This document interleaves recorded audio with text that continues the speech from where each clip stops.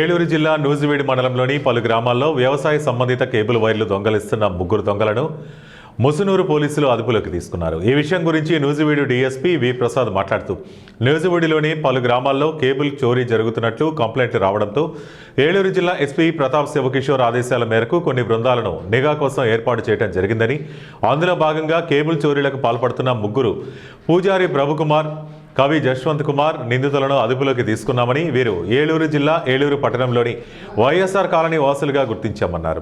వీరిని జ్యుడిషియల్ కస్టడీకి పంపిస్తున్నామని తెలిపారు. ఘర్షణ పడిన ఒక వ్యక్తి జోనైల్ అతని పేరు మనం ఇప్పుడు దీంట్లో చెప్పకూడదు కాబట్టి నేను చెప్పట్లేదు. ఈ ముగ్గురిని అరెస్ట్ చేయడం జరిగింది.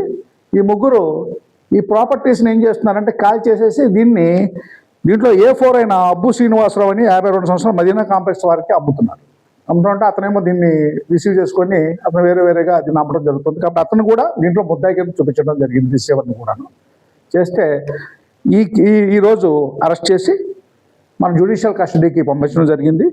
ఈ యొక్క ప్రాపర్టీస్ దగ్గరికి 400 మీటర్ల కేబుల్ వైరు, దీని అంచనా ఏంటంటే 25,000 రూపాయలు. అలాగే దొంగిలించిన 25 కిలోల రాగి వైర్ కూడా దీన్ని మనము స్వాధీనం చేసుకోవడం జరిగింది.